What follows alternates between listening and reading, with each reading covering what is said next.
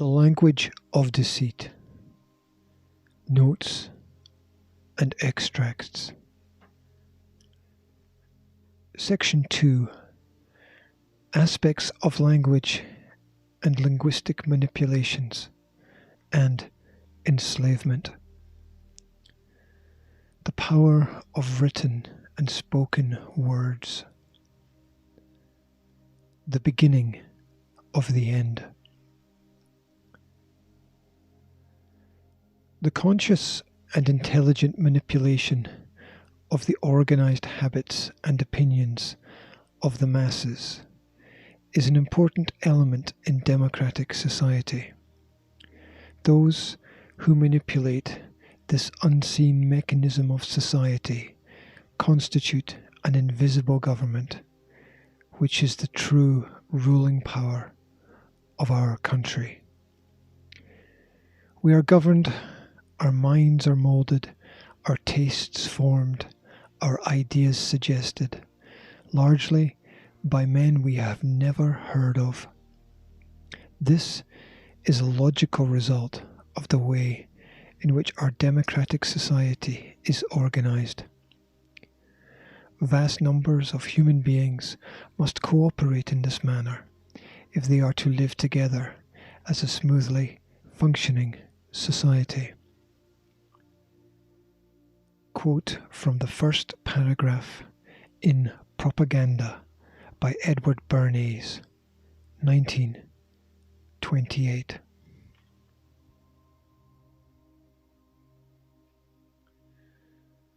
The mind is shrouded in a veil of confusion by simple magic called language. You think you know, but how do you know that you really know? We profess understanding. The mind studies the mind. How unobjective and disingenuous we have become. Language is often simply the way to measure which region of the world you come from and which social class you belong to. The sound of your voice and your ability to conjure the right images in the minds of others will partly determine your level of success on the persuasive journey of life.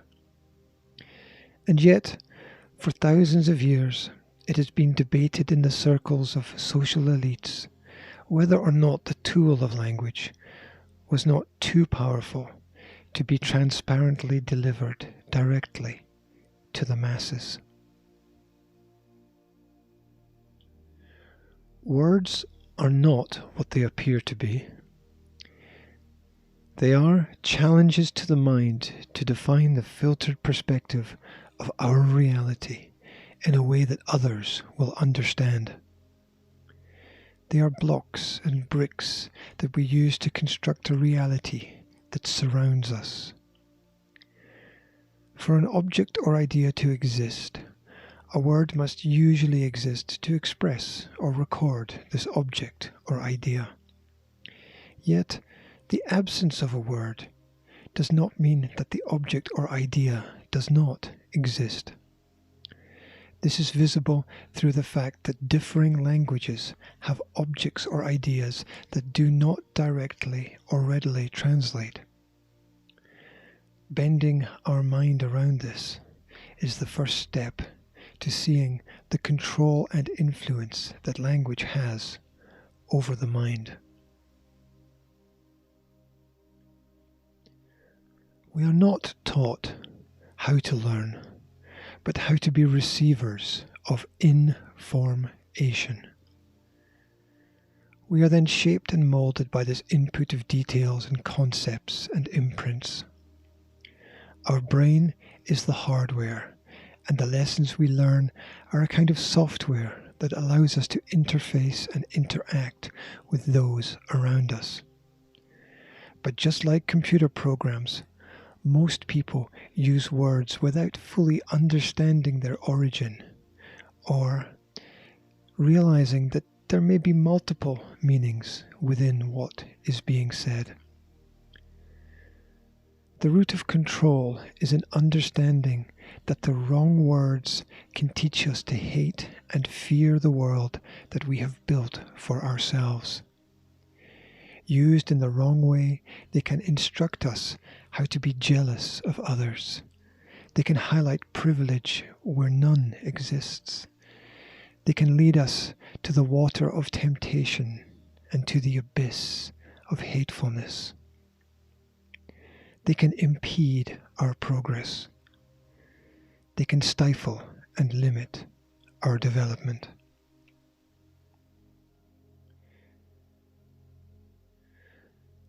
Nouns name things, but they don't describe what the object actually is.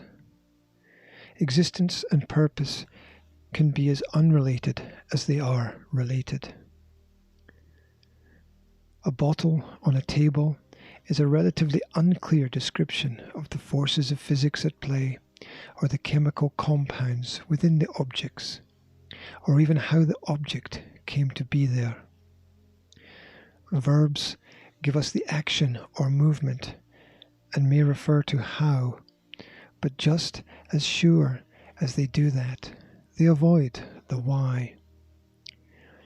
Adjectives shade colour and emotion into the context, but usually fail to explain the origin of the very emotion. Adverbs may colour when and where or how in a situation, but still leave so many questions unanswered. With such inaccuracy, it is a wonder that we are able to collaborate at all. And so, with these ill-defined parameters of artistic interpretation, we stumble forward, attempting with scientific accuracy to define, explain, or redefine God, so that at some ever-distant point in time, we ourselves may become God. Reality is always a measure of changes and challenges. Experience we have, but seldom we fully understand it.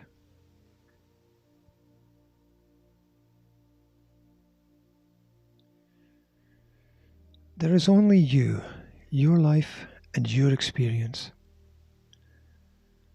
Life is internal experiences that you and only you will have. Of course, we are affected by and through our environment, but that does not fundamentally change who we are. We are born unique with an intuitive individual perspective, with passions and senses alive deep within our core. And yet, we let other people's words and definitions define us. Society confirms upon us a name, a nationality, a class, a peer group, a culture, a religion, a tribe, a race, common habits, even, of course, a language with maybe, perhaps, an intellectual level and expectation. Unchecked, these words almost think for us, taking away the one thing that keeps us free, our ability to make choices for ourselves and live within the responsible reality of the consequences.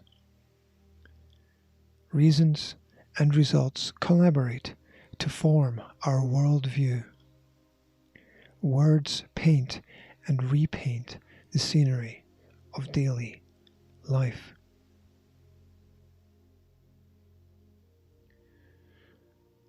The Bible states, "In the beginning was the Word, and the Word was with God, and the Word was God. The same was in the beginning with God. All things were made by him, and without him was not anything made that was made." Consider that perhaps the purpose of the word was obfuscation. And if that was so, it has throughout the ages well served its purpose. After all, if language was created by God, then the perfect system through which the universe was created was disrupted by repeated imperfections in the development of our imperfect world. And so at the core of all our problems was in fact our language, our system of communication, our ability to define who we are and what our purpose is.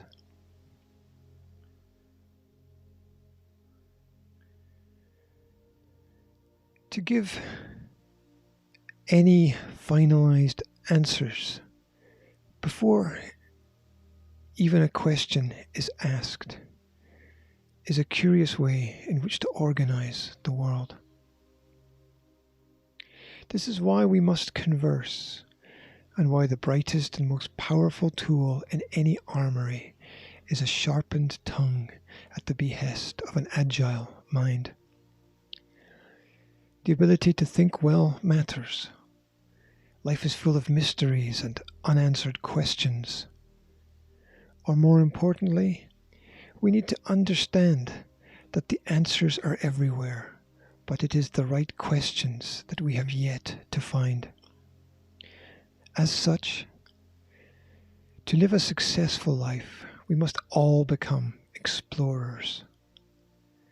That includes you, the reader, the listener, the agent, the adventurer.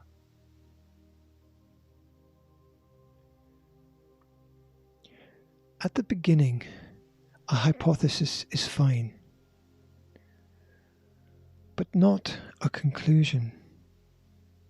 As yet, you have asked nothing, but still I shall attempt to persuade you that you have a vested interest in the answers contained within this paragraph and what follows. Don't make the mistake of thinking easy is improved. Simple can be beautiful, but beautiful can also be complex. As such, it's the quest for comfort which attempts to tame the wild nature of a free-thinking individual at an early age or stage. It stifles development. It arrests attention from the essential details. It is, of course, the opposite of both mental and physical growth, both of which require perseverance, pressure, and very often pain. Language is an ability to express our darkest secrets, whilst at the same time telling us nothing of relevance at all. The language of deceit. Notes and extracts.